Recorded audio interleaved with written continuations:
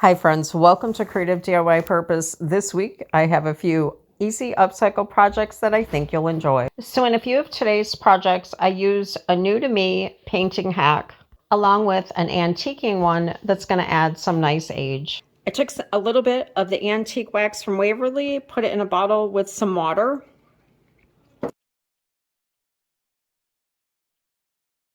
To see how mine's getting the big drip marks, it's because my bottle isn't upright. The other projects that I did earlier, I did them outside with the bottle upright. So I didn't have as many spots, but I wanted to show you guys the basic idea of how I did it. But the spots do help add some aging and some texture. You can also apply different layers and make sure that they dry in between each coat. And when the paper dries, it will have a very nice texture and quality to it. This is the book page wreath that we made in last Sunday's video. I just added a post on my blog of the full tutorial, and I gave a couple tips in there and different alternatives that you can use other than book pages. This one was made with a wide mouth mason jar screw band. And next you'll want to take a wide mouth mason jar lid. Next we'll take some all-purpose glue and use a brush to apply it so that we get full coverage without bumps. You want to glue it right around that edge. I'm going to apply glue right along the seal. Fold our paper over.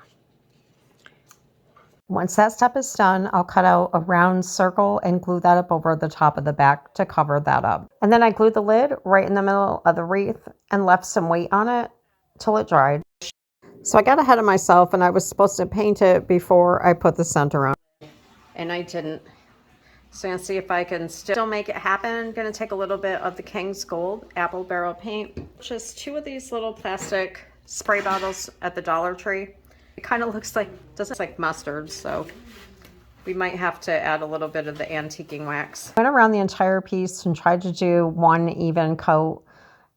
One tip I'll give you, once it dries, pages do dry together. So before you do this step, you're going to want them fluffed and in position of how you want them.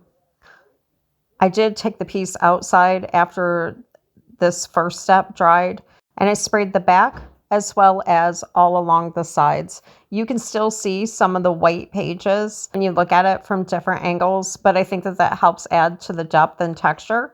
I went over the entire piece after it had dried with the antiquing wax, and I really think that that helped tone that bright yellow down and give it a nice rustic look.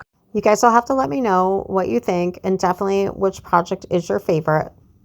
And if you like this video, if you can do me a favor and give it a thumbs up.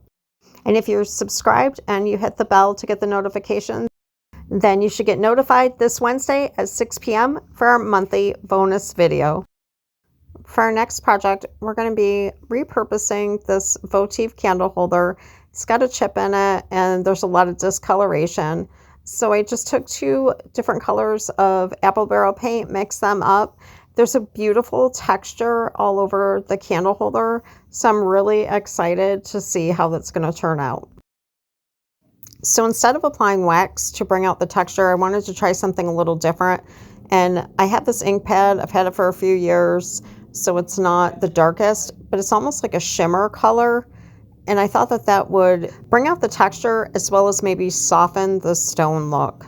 At a yard sale this summer, I got both of these wooden bowls for 50 cents each. There was a lot of staining on them, but I think this one came out really nice. I lightly sanded it and applied clear wax to seal it, but I did not apply the clear wax onto the bottom so that the glue would dry properly. I applied E6000 and some wood glue and applied some spray sealer to the base.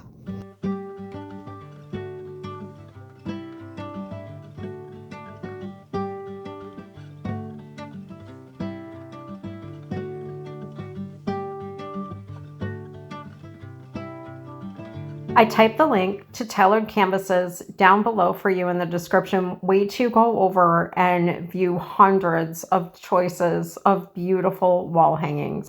So many things impress me about this company.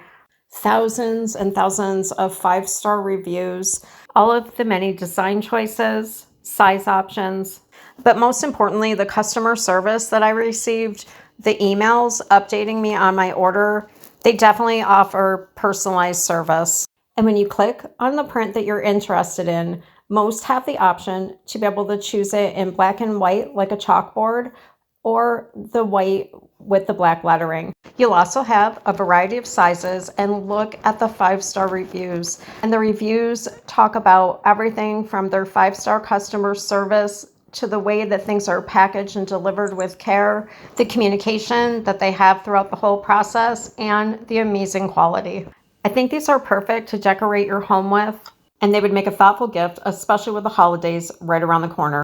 And when you're checking out, if you use the coupon code CREATIVE15, you'll receive 15% off your order.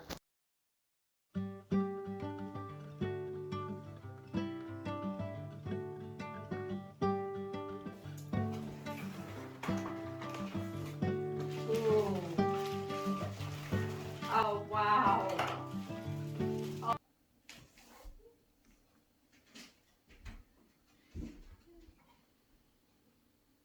So I absolutely love this. I think it's beautiful. I want to show you guys how thick it is.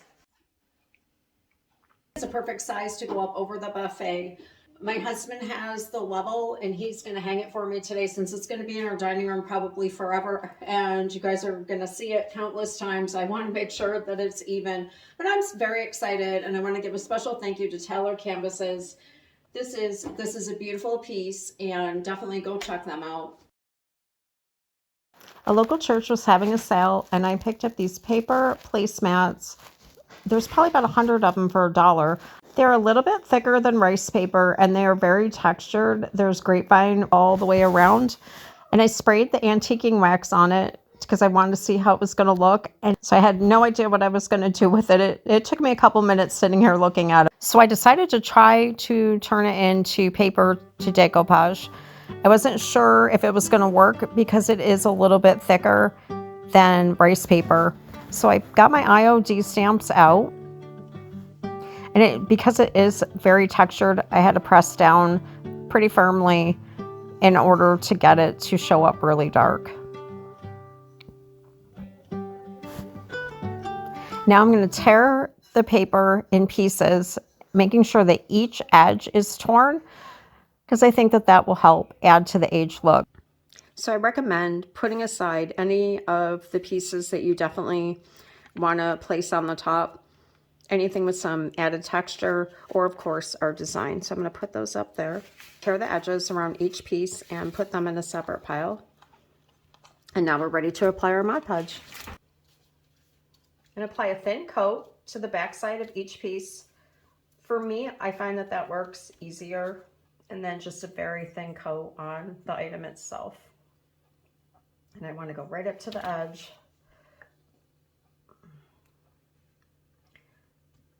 And then pat it down with my finger, and then you can use any piece of plastic.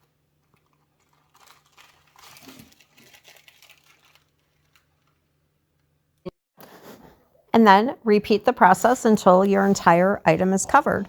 I did add some along the back side as well. I did overlap each piece because I thought that that definitely gave it a little bit more character. Then I allowed the piece to dry for a few hours, took some fine grit sandpaper, and used that to get off any of the excess paper that was hanging over the top.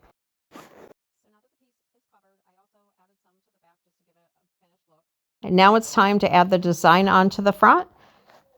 I tried to tear it off as close as I could to the design. The last step was to apply a thin layer of Mod Podge up over the paper on the front and the back.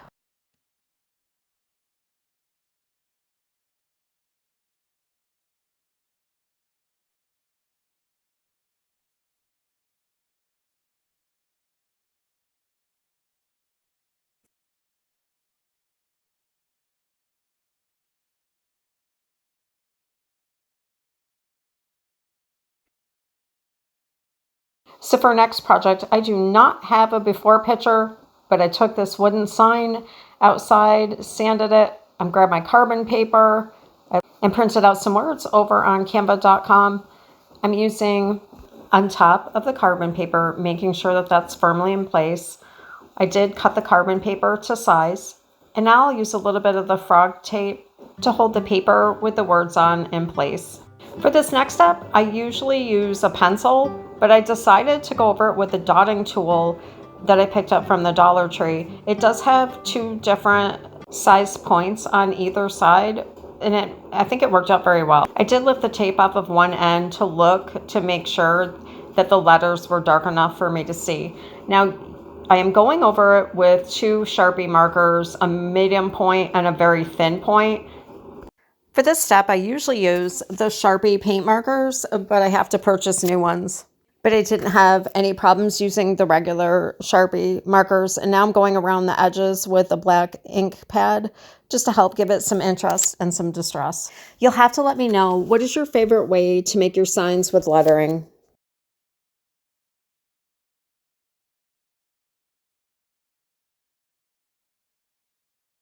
So for project number 5, I'm taking some of the paper napkin that had the antiquing wax on it, and I want to put some script onto the page.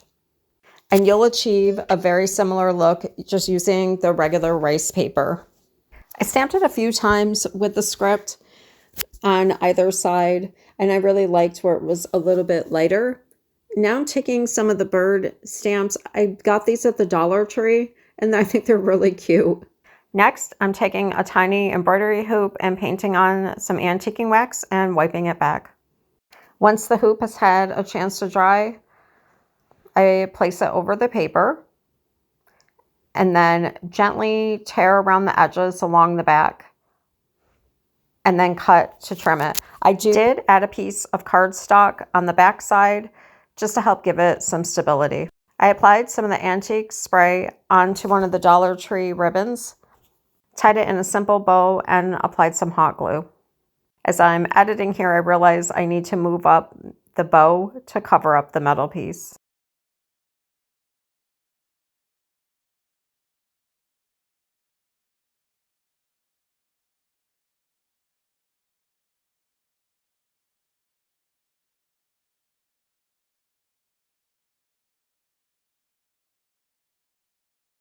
Here are 2 more upcycle project videos. The one on the left has quite a few different types of projects, and then the one on the right is one of our recent fall decor videos. Friends, I want to thank you so much for joining me today. I hope you enjoyed this video, and I look forward to meeting you back here on Wednesday evening. Have a super blessed beginning to your week, and I'll see you then.